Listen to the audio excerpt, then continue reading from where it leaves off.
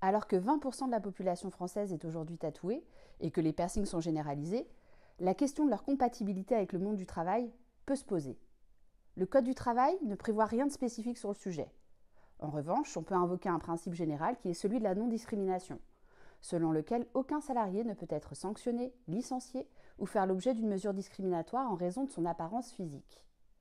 Il peut être également posé quelques règles sur la base des décisions de justice rendues.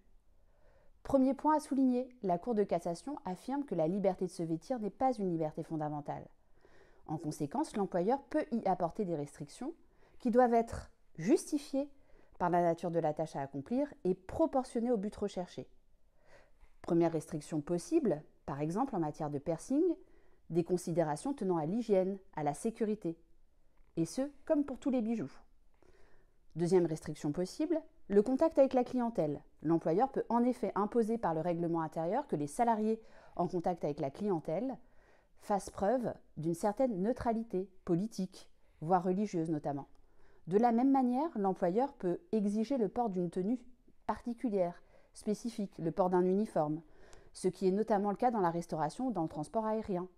D'ailleurs, à titre d'exemple, Air France demande à son personnel navigant de masquer ses tatouages. Tous les moyens sont alors possibles, collants foncés, pansements, foulards, etc. En conclusion, rien n'interdit aux salariés de travailler avec ses piercings ou ses tatouages, à moins que l'employeur ne justifie de raisons objectives.